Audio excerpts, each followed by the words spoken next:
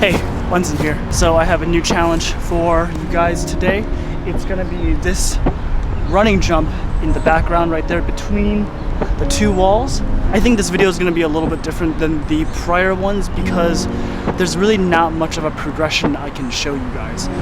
It's one of those situations to where I've pretty much done all the prep work and I just have to commit to this jump. The problem is, for me personally, it's really scary. It's a big drop.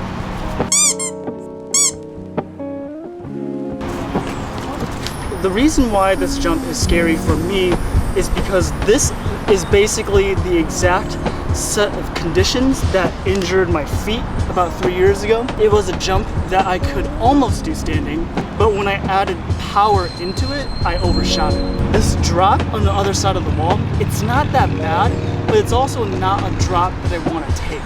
It's sloped downwards and there's a pretty decent amount of drop. Oh, there's Michael.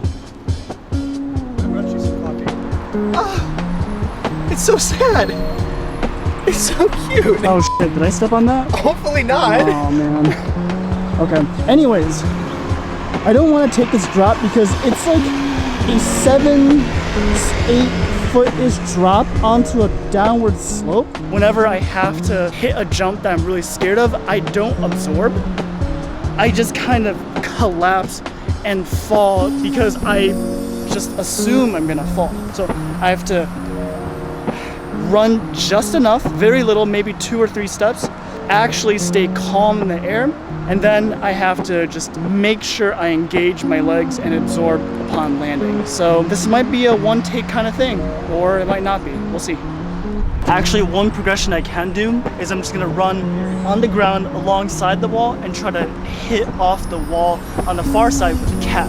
That way, if I do it a bunch of times, I'll get used to how much power I'm gonna have to put into the jump. So after trying it a few times, it seems like all I really need is just 2 steps. I'm gonna stick to that constraint, try to keep my nerves, because 2 steps makes me feel like I'm not gonna make it, but in reality, I totally will. There's another thing I can do as a progression right here. I realized that I can actually run along the wall, take off where I left the stick to the ledge right there, because I measured out the steps. It's exactly how far I need it to be. So if I get my steps correctly and I take off before this little stick, then I should be able to do the other jump perfectly. So that's what I'm gonna do first.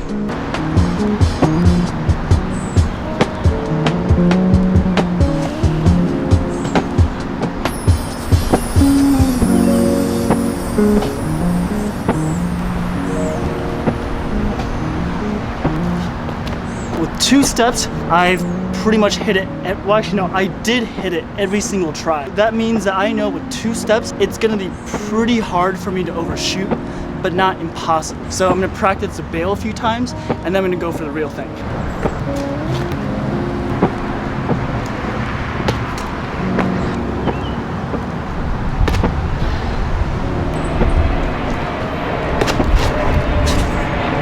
That was better, a little bit uncontrolled, but definitely gives me some more confidence in the jump. I think I'm gonna go for the real thing now.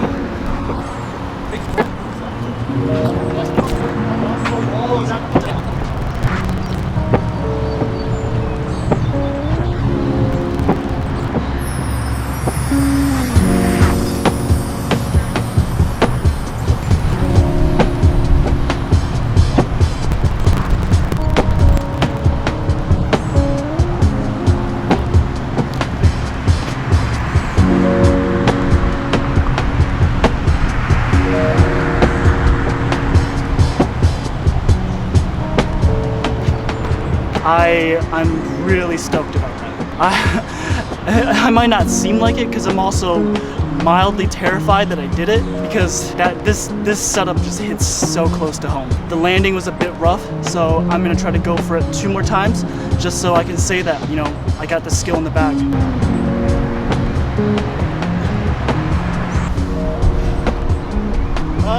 Still so scary.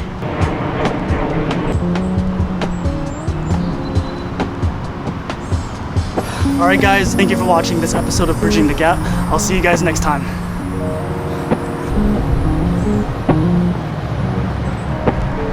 Bye.